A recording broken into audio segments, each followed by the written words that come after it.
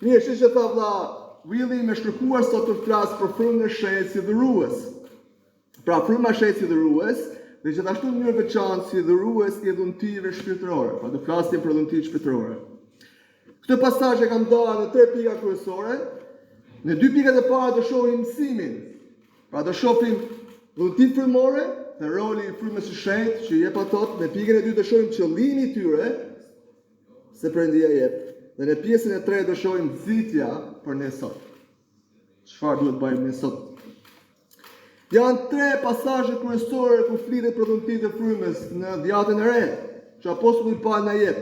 Janë te 1 Korintasve 12, është te Romakët 12, gjithashtu te Efesianët 4, 1 deri në 6. Dhe pothuajse gjitha këto pasazhe janë në një qëllim, kanë pothuajse të njëjtin fel. Por sot kam dashur të zgjedh lexojmë nga 1 Korintasve, nga pasazhi i njohur 1 Korintasve kapitulli 12, vargjet 1 deri në 20. Tash do lexojmë çfarë vargje, sepse arsyeja që do lexojmë është sepse do shkojmë parimisht në gjitha këto vargje dhe ti kemi parasysh ndërkohë që predikojmë fjalën e Zotit. Le të lexojmë fjalën e Zotit shpejt dhe të pagabueshme të bashkë sot. 1 Korintasve kapitulli 12, vargjet 1 deri në 20. Dhe përsa u përket dhuntive frymore o vëllezër, nuk dua të jeni paditur. Ju e dini se kur ishit pagan, tërhiqeshit pas idhujve të pagoj, si do të prireshit. Prandaj ju bëjt të ditur se asnjë që flet në frymën e Perëndis nuk i thot Jezusit e mallkuar dhe as nuk mund të thojë se Jezusi Zot vetëm në frymën e shenjtë. Ka larmi dhuntish, por është i njëjti frymë, ka larmi shërbimesh, por është i njëjti Zot. Dhe ka larmi veprueshmërish, por është i njëjti Perëndi i cili vepron të gjitha gjërat në të gjithë. Dhe secili jep shfaqja frymës për dobinë e përbashkët. Dikujt pra i jepet fjalë urtësie në anë të frymës, një tjetri sipas poati frymë fjalë njohurie, një tjetri besim në poat frymë, një tjetri dhunti të shërimeve në poat frymë. Një tjetri pushtet për të kryer me kulli të fuqishme, një tjetri profeci, një tjetri të dalloj frymën, një tjetri larmi gjuhësh, një tjetër interpretimi gjuhëve, dhe gjitha këto i përni njëjti dhe i vetmi frymë, duke ndarë gjithsecilit dhuntin veç e veç, ashtu si do vetë. Sepse ashtu si trupi është një dhe ka shumë gjymtyr, dhe gjitha gjymtyrët i të njëjtit trup, me qëse janë shumë, janë një trupi vetëm, kështu është edhe Krishti. Sepse të gjithë ne jemi pakzuar në një frymë, të vetëm në një trup, qofshin hebrej apo grek, sleva, të lirë, dhe gjithë jemi ujitur në një frymë. Sepse edhe pse trupi nuk është një gjymtyrë vetme, por shumë, sikur të thonë këmba, masi nuk jam dorë, a nuk jam pjesë e trupit, mos për këtë nuk është pjesë e trupit, dhe sikur veshit të thoshte, masi nuk jam sy, nuk jam pjesë e trupit, mos për këtë është pjesë e trupit. Po të ishte gjithë trupi sy, ku do të ishte të gjimi? Po të ishte gjithë dëgjimi, ku do të ishte të duhaturit? Por tani Perëndia ka vënë çdo gjymtyrë të trupit ashtu si deshi. Po të ishte të gjithë gjymtyrët e vetme, ku do të ishte trupi. Tani pra, janë shumë gjymtyrë, por një trupi vetëm. Amen? Përpara se të shkojmë ne të flasim për dhuntit, duhet të kuptojmë që ne të gjithë kemi një pagzim, një Zot, një shpëtim. Gjithë kemi, që thot apostulli, një pagzim në frymë, një Zot dhe një shpëtim. Është fryma e shenjtë që na rilindi duke na dhënë dhuratën e shpëtimit. Duke na bërë gjithëve pjesë të trupit Krishtit. Pra është vetë fryma Perëndi që na bën pjesë të trupit Krishtit. Dhe është Perëndia frymë e shenjtë po ashtu, që vepron në dhe nëpërmjet trupit të Krishtit në kishën e tij.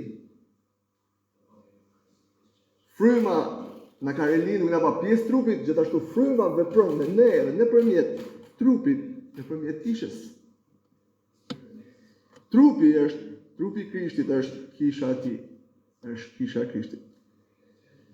Të gjitha këto veprojnë dhe të gjitha këto i bën njëjti frymë, Perëndia frymë e shenjtë. Se madje në frymë të vetme ne të gjithë jemi pagzuar në një trup të vetëm, thot apostulli Paul. Gjithë jemi pagzuar në një frymë të vetme dhe gjithë jemi në një trup të vetëm, që është kisha e Perëndisë. Kur ne marrim të hirin shpëtues, ne mbështetemi në të njëjtin Perëndi. Kur ne e marrim të hir shpëtues, ne mbështetemi në një Perëndi. Ne rrepejmë të njëjtit Zot. Ne shërbejmë të njëjtit trup. Një frymë, një shpëtim, një Zot, një trup. Si hiri shpëtues, ashtu edhe dhuntit frymore janë dhuratat Perëndis. Ashtu kemi thënë shpesh herë, besoj që shpëtimi jonë është falas, është prej Perëndis, ne nuk kemi bërë asgjë për ta merituar. Por është dhuratë e Perëndis të rini. E kemi marrë nga fryma e Shejtit që dhamë si një dhuratë e Perëndis. Po ashtu edhe dhuntit janë një dhuratë e Perëndis. Ashtu dhe dhuntit frymore janë dhuratat e Perëndis që merren nga vetë vepra ndërmjetësuese e Krishtit, që jepen dhe veprohen nga fryma e Shejtit dhe shërbejnë për ndërtimin e trupit. Për kishën. Për kishën. Vëllezër dhe motra, dhuntit janë dhurata të dhëna lirisht nga Perëndia, falas dhe pa merituar. Ti nuk i bën si gjë për ta fituar një dhuratë që Perëndia ka dhënë. Që në këtë rast është dhurata e dhuntive. Është e pa merituar. Dhe autori vetëm i tyre është fryma e Shejtit. Nuk ka asnjë autor tjetër që i jep këto dhurata veçse fryma e Shejtit. Dhe natyra e tyre është shpirtërore. Natyra e tyre është shpirtërore. Dhe çdo dhunti është shfaqje e frymës, një tregues i pranisë dhe fuqisë së tij në jetën tonë. Pra nëse një person është në trupin e Krishtit, nëse një person ka marrë një dhuratë nga Perëndia që është kjo dhunti, është një tregues që Perëndia frymë e Shejtë po vepron me fuqi në këtë person, në këtë individ. Kur ne kemi dhunti, tregon fryma, po shpat po tregon praninë e tij në jetën tonë. Me fjalë të tjera, burimi i dhuntive është Perëndia. Fuqia për të administruar dhuntin vjen nga Perëndia dhe energjia për të përdorur dhuntin tonë vjen nga Perëndia. Perëndia na jep dhunti, na jep edhe fuqi për të administruar, gjithashtu na jep edhe forcë dhe durim dhe fuqi për ta përdorur, energjinë për ta përdorur, forcën për ta përdorur, aftësinë për ta përdorur, vjen nga Perëndia për më shejt. Sepse Perëndia është ai që vepron në ju vullnetin dhe veprimtarinë sipas pëlqimit të tij, thot Filipianët 2:13. Është Perëndia që vepron në ju, edhe vullnetin, edhe veprimtarinë e tij. Çfarë janë dhuntit? Dhuntit janë dhurata hyjnore për një individ në kishë. Në mënyrë që ai ose ajo të mund të ushtrojë një detyrë ose një shërbes, me anë të fuqizimit të frymës sipas vullnetit Perëndis. Është një dhuratë hyjnore. Është një dhuratë hyjnore për një shërbes caktuar që Perëndia na jep. Dhuntia është një veprim i mundsuar nga fuqia hyjnore për të arritur një rezultat caktuar. Po Perëndia që të bëjnë një punë, të arrijë një rezultat, ai na ka dhënë dhunti që ai person shtyrë dhe fuqizuar nga fryma e Shejtit, të arrijë një rezultat caktuar. Dhe kjo ne kupton se çdo i krishterë ka dhunti shpirtërore. Çdo që Perëndia ka rëndinë, ka bërë pjesë trupit të tij. Çdo i krishterë ka një dhunti shpirtërore.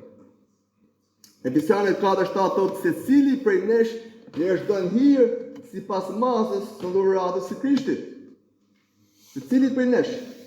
1 Pjetri 4:10 thotë, siç e ka marrë secili dhuratën, ashtu shërbeni ato dhuratë tjetrit. Se cili prej nesh ka marrë dhuratën dhe ne duhet i shërbejmë ato dhuratë tjetrit. Në fakt, ky është një privilegj që është dhënë gjithë trupit Krishtit. Është një privilegj që është dhënë gjithë trupit Krishtit. Nuk është dhënë vetëm disa personave. Nuk janë vetëm disa persona të caktuar, pastaj do shohim se personat të caktuara kanë vullneti të caktuara, por gjithë trupi e ka këtë privilegj që është dhënë gjithë trupit. Jo vetëm disave në kish, por gjithëve. Sepse shfaqja e frymës, pra këto vullneti, i jepën çdo personi që ka frymën e Perëndis. Pra ne rilindim në Perëndi, marrëm frymës të Tij të shenjtë, Perëndia frymë shenjtë, banon në zemrat tona. Dhe çdo person që e ka marrë frymën e Perëndis, ka këto vullneti të Perëndis, për të treguar fuqinë që Perëndia vepron në jetën e tij. Tani vëllezër dhe motra, një gabim që bëjmë ne për këto vullneti është ne nuk duhet të themi besimtarëve se çfarë vullneti duhet të kesh. Shikoj, ti duhet të kesh atë, ti duhet të kesh atë, ti duhet të kesh këtë. Ose si mund të sigurojnë atë? Nuk ka një formulë, nuk ka një mënyrë. Kjo është një kompetencë të një atribut i vullnetit të lirë të Perëndisë frymëshërit. Perëndia frymëshërit cakton vullnetin sipas pëlqimit të tij, dhe ai ndan sipas hirit të tij. Është vetëm atribut i Perëndisë frymëshërit. Dhe ai e jep ata sipas pëlqimit të tij. Ai e jep ata sipas pëlqimit të tij. Tani të pasazhet që lexuan te Korintas dhe thotë dikuj ju dha fjalë urtësie sipas poati fryme, sipas frymës Perëndisë. Dikuj tjetër dha fjalë urtësie sipas poati fryme. Dikuj tjetër njohurie sipas poati fryme, dhe thotë një listë të gjatë të vullnetive. Fryma e shenjtë i dha dikujt sipas pëlqimit të tij dhe të ndjenjave të ndryshme. Dhe vazhdon një listë të gjatë. Dhe te vargu 11 thotë dhe gjitha këto vullneti veç sipas pëlqimit të tij, dikujt dha kështu, dikujt dha kështu. Gjitha këto i bën i vetë një frymë, duke i ndarë gjithë secilit veç e veç, ashtu si do vetë ai. A Perëndia frymëshërit i ndan vullnetin e tij në kish, ashtu siç don vetë ai. Ai e vendos vullnetin për ne. Ai e vendos për të ndarë vullnetin sipas pëlqimit të tij. Por këtu apostulli Paul më poshtë shohim jep një analogjinë e trupit. Edhe pse trupi është një, ashtu siç jemi ne në Krishtin, dhe ka shumë gjymtyrë, dhe gjitha gjymtyret janë në të njëjtin trup. Pavarësisht se jemi një trup në Krishtin, ne jemi gjymtyrë të ndryshme të trupit. Edhe kisha është një trup me shumë gjymtyrë që jemi ne. Dhe çdo gjymtyrë ka funksionin e saj në trup. Ne e dim. Ashtu dhe ne kemi funksionin tonë në kish sipas vullnetisë që Perëndia na ka dhënë. Ashtu siç në trup, çdo gjymtyrë e trupit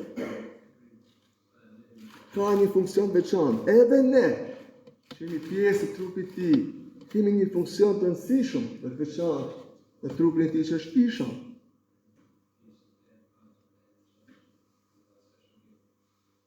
Perëndia vendos se cila gjymtyrë e trupit jena, ose vendosin vetë.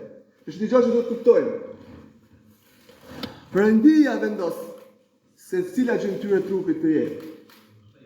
Ma vullnetisë që na jep. Ne nuk e vendosim vetë. Shpesh njerëzit kanë dëshirë që sipas pëlqimit të tyre të zgjedhin një vullneti dhe ta vendosin vetë për veten e tyre. Nuk vjen keq, nuk është kështu. Ne nuk e zgjedhim vetë. Nuk mund ta zgjidhë dikush tjetër. Se vendosim në vetë, është vetëm Perëndia frymëshërit që na vendos se cila pjesë, cila gjymtyrë e trupit duhet jena. Por ajo që mund të bëjmë është që të nxisim të tjerë, të nxisim njëri tjetrin në vullnetin që kemi marrë. dhe të shibejmë trupit të Krishtit me besnikëri. Kjo është ajo që mund të bëjmë. Të nxisim njëri tjetrin për të përdorur dhuntin që tashmë Perëndia i ka dhënë. Me besnikëri, duke shërbyer trupit të Krishtit, duke shërbyer njëri tjetrin. Tani dhuntit ndryshme përmenden në të tre rastet kur Pauli flet për dhuntit. Dhe kur i kombinojmë listat arrini 19 dhuntit ndryshme. Edhe s'do të arrim, nuk do të shkojmë dhe të marrim kohë për gjitha këto me radhë, por do shpjegoj pak disa kategori të tyre. E para, që i kena merak këto, e para ishin apostujt, profetët dhe profetët, të cilët ishin edhe autorët e dhjatës së re, autorët e shkrimit. Mesazhet e cilëve vinin nga Perëndia në mënyrë të drejtë për drejtë, nga Perëndia frym. Dhe shërbimi i tyre kishte të bënte me themelimin e kishës dhe me shkrimin e fjalës së Perëndisë. Apostujt dhe profetët. Tash gjithë këto personat që thonë jemi apostoj, jemi profet, dhe kanë qenë për Facebook edhe për këto, nuk kanë lidhje me këtë që sapo thamë. Sepse ato as nuk kanë bërë pjesë të shërbimi për të themeluar kishën e parë, dhe as nuk kanë bërë pjesë për të shkruar shkrimin. Dhe as për të shkruar doktrinën e Perëndisë.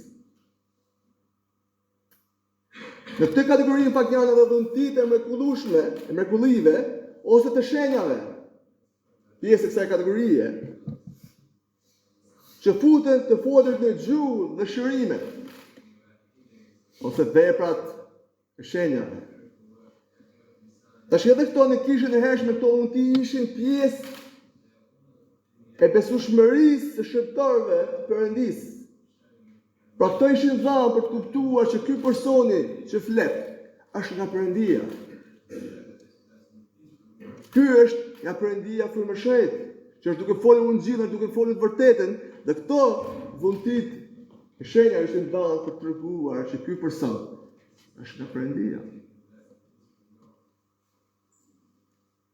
Për të vërtetuar që ata që thonin ishin nga Perëndia, dhe këto i përkisnin themelimit kishës. Apostujt, profetët, dhuntit e shërimit dhe gjuhëve ishin për të themeluar kishën dhe për të dhënë fjalën e Perëndisë. Pra s'ka më as apostuj, as profet, as dhunti gjuhësh, dhe as dhunti shenjash. Dhe dini pse? Sepse Perëndia e përmbushi planin e tij me anë të tyre, duke na dhënë fjalën e Perëndisë. E përmbushi në atë kohë planin e tij duke përdorur këto dhunti dhe duke përdorur këto persona. Dhe cili është plani i tij për të themeluar kishën dhe për të dhënë fjalën e Perëndisë. Tashmë fjala është e mjaftueshme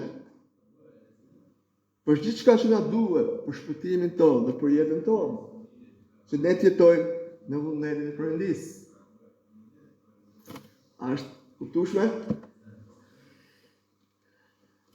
Pastaj thot disa udhënësi mësues, dhe këto vazhdojnë sot,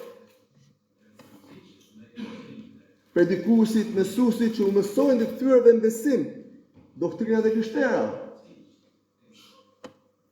Dhe qita këto doktrina është në shkrimin e shenjtë dhe në mësimin e apostujve. Pastaj pjeka tjetër është ungjilltar, që përhapin lajmin e mirë për shpëtimin e të humbërve. Një tjetër dhunti është ndihmesa dhe drejtimi, ata që drejtojnë dhe shërbejnë pra pastorët dhe djaqët. Një pikë tjetër është, dhe këto po flas vetëm për kategori, sepse ka një numër të madh, të dhënit dhe të treguarit e mëshirës, lidhet me dhënien e ndihmës materiale të atyre që kanë nevojë, ose në mbështetje të shërbëtorëve të Perëndisë. A disa janë ungjilltar, disa janë mësues, por ka një dhunti në dhanit. Si ta bëjmë të efektshme këtë ungjilltar, ta çojmë, duke siguruar për të. në shëmbështetje të shëptorëve të Perëndisë në punën e tyre. Në fakt, apostulli Paul përmend shpesh njerëz të tillë. Gjithashtu kemi dhuntin e besimit dhe nxitjes. Dhe këtu ka një kam të gjëra kuptimesh që tregon për këtë fjalë, të inkurajimit, ngushëllimit, mbështetjes ose të vendit guximit, ku një person është i rënd, e ka lëshuar zemra, është një person tjetër që i jep forcë, i jep guxim, i inkurajon, i forcon. Këto janë pak a shumë kategoritë e dhuntive, dhe çdo kishë lokale Perëndia siguron për ta. Çdo kishë lokale, në mënyrë specifike, Perëndia siguron dhunti për ta. Por cili është qëllimi i tyre? Ne do shkojmë shpejt të kuptojmë cili është qëllimi i tyre. Ne e thotë Efesianët, në pak të pasazhi që apostulli Paul përdor për dhuntit, dhe të pasazhi thotë të Efesianët kapitulli 4, vargjet 1 deri 15, do lexojmë për ju. Thotë: Da i dha disa si apostujt, të tjerë si profetë, të tjerë si mëngjetarë, të tjerë si barije mësues, për çfarë? Për ndrejtjen e shëjtorëve, për veprën e shërbimit dhe për ndërtimin e trupit Krishtit. Derisa të arrijë të gjithë tek uniteti i besimit dhe i njohjes së birit Perëndisë, të një burri përsosur me masën e moshës së plotësisë së Krishtit. Që të mos jemi më foshnja të hedhur andej të çmuar aty këtu, nga çdo erë doktrinës, nëpërmjet mashtrimit njerëzve dhe dinakërisë së tyre që me dredhi çojnë në gabim, por duke thënë të vërtetë me dashuri dhe të rritemi në çdo gjë drejt atij që është kriju Krishti. Ky është qëllimi i dhuntive që Perëndia na ka dhënë. Cili ishte ai? Por ndërtimin e trupit, të rritet në çdo gjë drejt atij që është kriju Krishti. Qëllimi vëllezër dhe motra për dhuntin që Perëndia na ka dhënë është për ndërtimin e trupit të tij, që është kisha e tij, në çdo gjë drejt atij që është kriju kriju trupit, që është Krishti.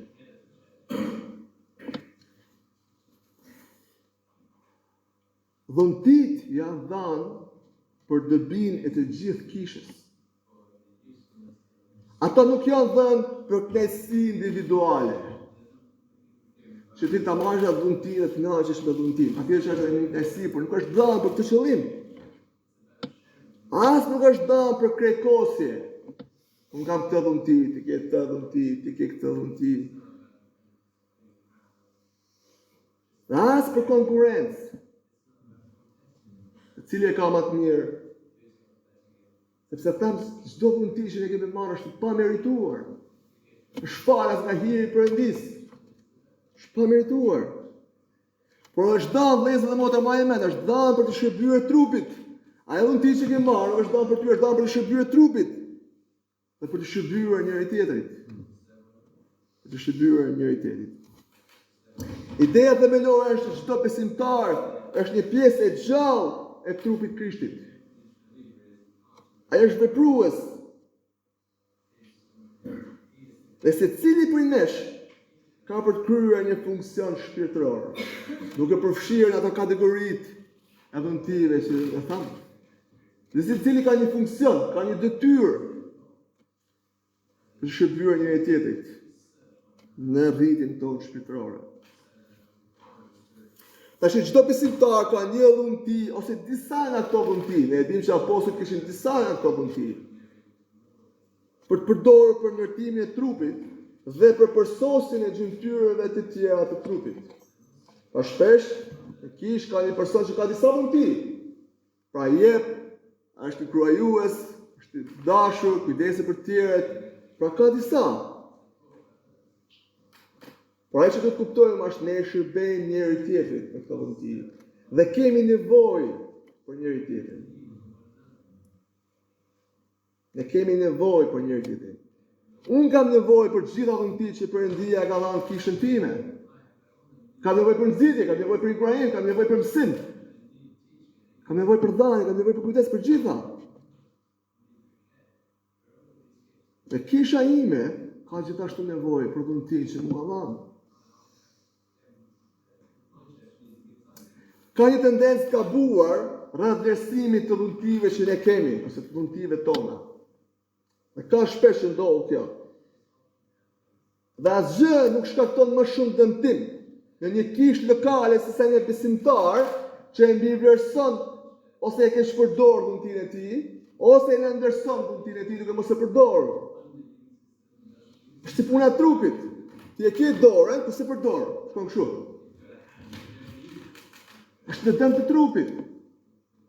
Ose ke dorën dhe përdor vetëm një herë në dorë, gjithmonë. Është në dëm të trupit. Asnjë gjymtyrë nuk duhet krahasohet apo të mas vetën me gjymtyrat e tjera.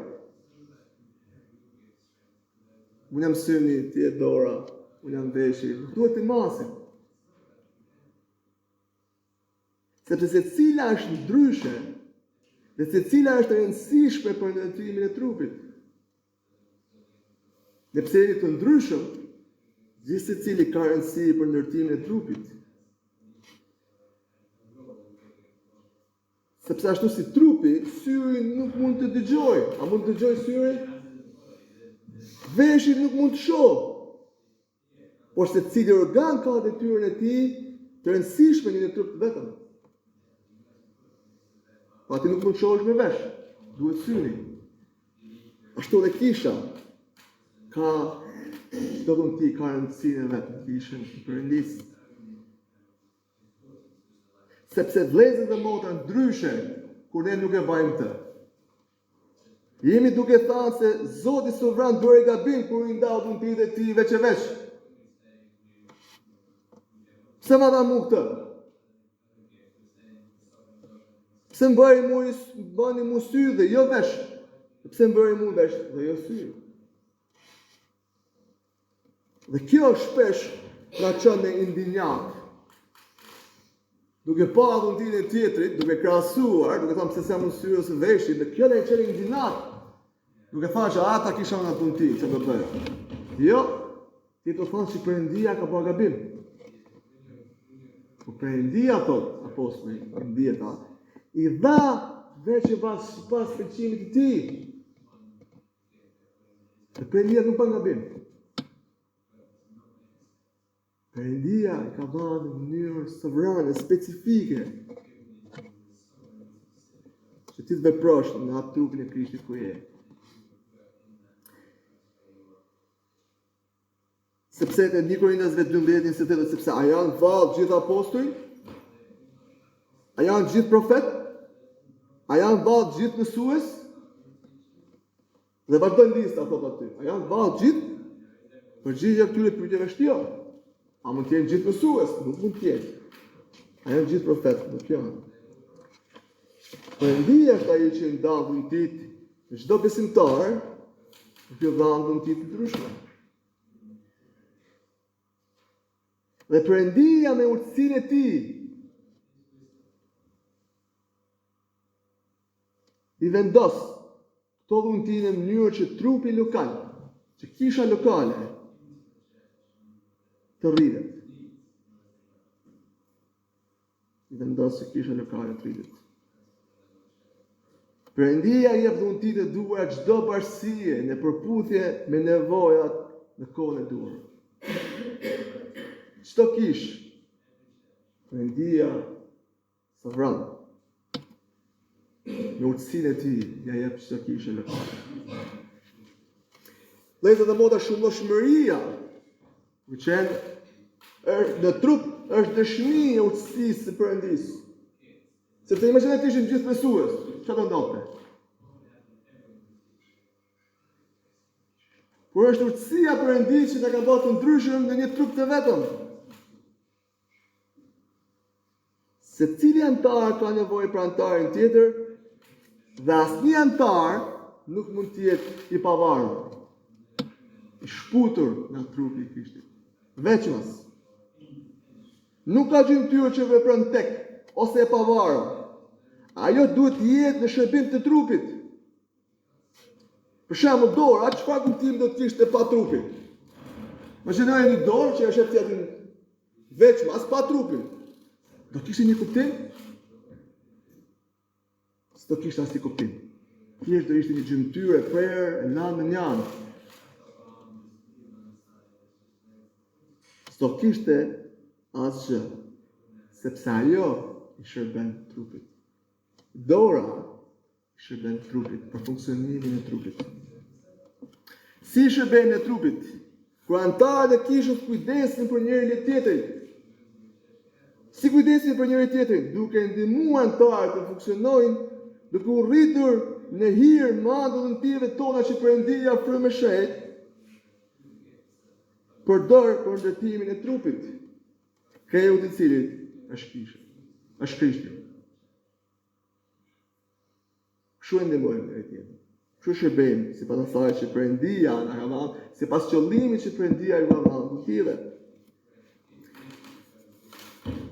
Udhëtimet që ne kemi vinë për shkak të hirit Perëndis. Ata vëllezër dhe motra duhet pranohen, ne duhet i pranojmë, ne duhet të ushtrohen me besim. Që Perëndia do ta bekojë ato në ti që ty ta ka dhënë. Dhe ne duhet ta përdorim me besim. Perëndia çdo dhunti që ne kemi duhet i kushtohet Perëndis dhe përdoret për të mirën e gjithë kishës. Kur besimtarët i pranojnë dhuntitë e tyre me besim, se Perëndia i ka dhënë në mënyrë të përkryer atë dhunti dhe i përdorin për lavdinë e Perëndis, Perëndia mund të bekojë në mënyrë të mrekullueshme kishën e tij. Perëndia mund të bekojë në mënyrë të mrekullueshme kishën e tij. Vini re se edhe nxitja të dhënit dhe të treguarit mëshirës ishte po një shërbesë shpirtërore po aq e rëndësishme dhe e madhe sa dhe predikimi dhe mësimi të apostullit.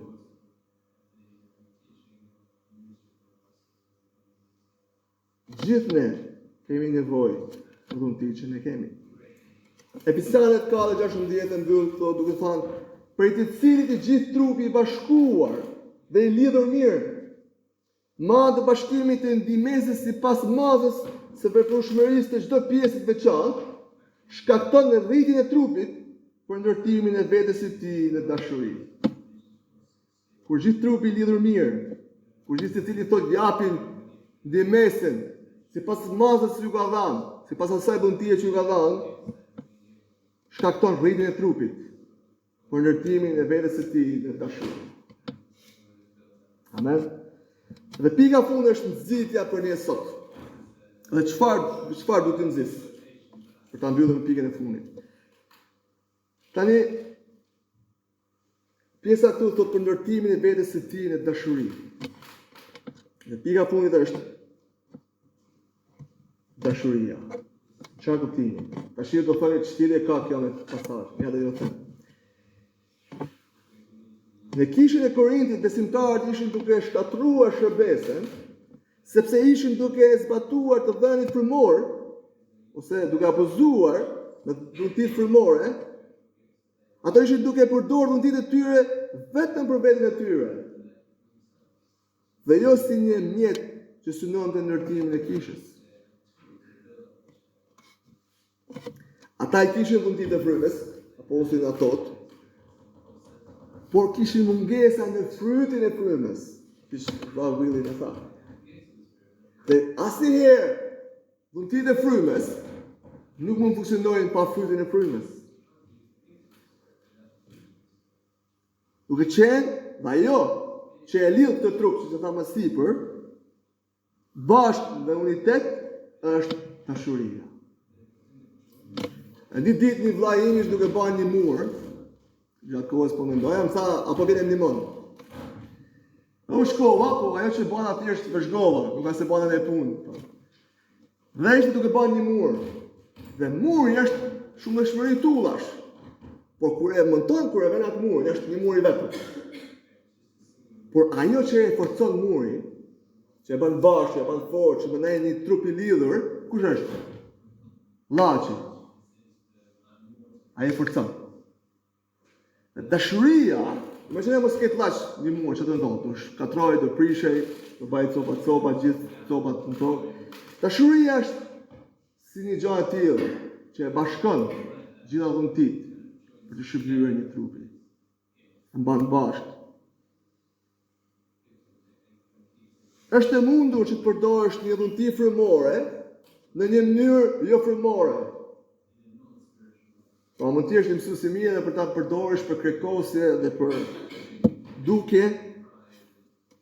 Pra duke e përdorur, pra kjo dhuntia frymore nuk thet në jo frymore, por ti e përdor në jo frymore. Pra duke e përdorur jo për qëllimin e duhur, po për dukje ose për diçka tjetër. Dhuntit frymore mbeten pa përdorshme. Madje shkatrimtare në qoftë se nuk Perëndia nuk e përdorin, ne personat nuk e përdorin me dashuri për ndërtimin e trupit. Dhe në fakt, ky është edhe qëllimi i apostullit pa në kapitullin 13 Korintasve, për të treguar këtë të vërtetë. Në kapitullin 12 tregon për dhuntit, në fakt në kapitullin 13 është shkruar vetëm një kapitull për të treguar këtë të vërtetë. Ju e keni dhuntit, i përdorni për veten tuaj, por nëse dashuria e Perëndis nuk është në ju, kur ti përdor këtë dhunti, trupi nuk funksionon. Madje në 3 pjesët për dhuntit e frymës së shenjtë dhe trupit, në 3 pjesë po ti shohësh në letrat e parit, ka një kthes të dashurisë, që është e nevojshme për unitet. Dashuria është sistemi i çarkullimit të trupit shpirtëror, që i aftëson gjymtyrët të funksionojnë në një mënyrë të shëndetshme, dur. Korintasit kishin zili për dhuntit e njëri tjetrit, ata kërkoseshin me krenari, por vëllezër dhe motra, por vetëm dashuria për Perëndin do ta hiqte 3 prej tyre krenarin dhe vetëmburjen. Dashuria për Perëndin e heqte krenarin dhe vetëmburjen. Vetëm dashuria për popullin e Perëndis do ta zëvendësonte këtë mëkat në dëshirë për të nxitur të tjerët, për të përdorur dhuntit e tua për të tjerët, dashuria për popullin e Perëndis. Romakët 12:10, po aty kur Pali e përdor të pasazh për dhuntit, duaj njëri tjetrin me dashuri vllazërore. Të ndëroni, në ndërim tregoni kujdes njëri me tjetrin. Sepse për ta mbyllur të krishterët janë të mësuar nga Perëndia, i ka mësuar vetë Perëndia të rinj që ta duan njëri tjetrin.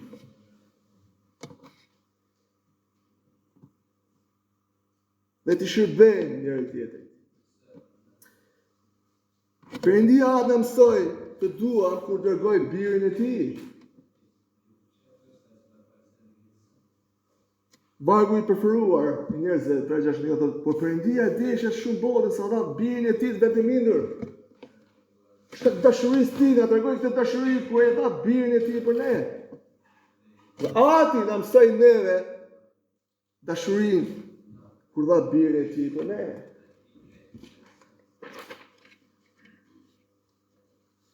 Dhe në atë që thot Romakët 5:8, por Perëndia tregon dashurinë e tij ndaj nesh në atë që ende ishim gatar, Krishti vdiq për ne. Por ne ende ishim me katar të humbur, Krishti vdiq për ne. Perëndia bie na mësoi të duam kur dha jetën e tij për ne. Dhe na urdhëroi të duam njëri tjetrin. Dha veten e tij për ne, i drejti për padrejtët. Dhe fryma e shenjtë na mëson të duam njëri tjetrin, duke derdhur dashurinë e Perëndisë në zemrat tona, ajo që lexoi Paulli. Por shpresa nuk turpron, sepse dashuria e Perëndisë është derdhur në zemrat tona, me anë të frymës së shenjtë që na është dhënë. I njëjti Perëndis na ka dhënë dhuntit. Shterdhur, shuja e tij është derdhur në zemrat tona, në anë frymës shenjtë. Dhe për ta mbyllur thot 1 Korintasve, njohuria kërkos, kurse dashuria ndërton. Qëllimi i dhuntirës shpirtërore është ndërtimi i kishës. Kjo do të thotë se ne nuk duhet të mendojmë për veten, vëllezër dhe motra, po për tjerët. Dhe ne kur duhet mendojmë për tjerët, kjo kërkon dashuri. Amen? Amen. Le të lutemi.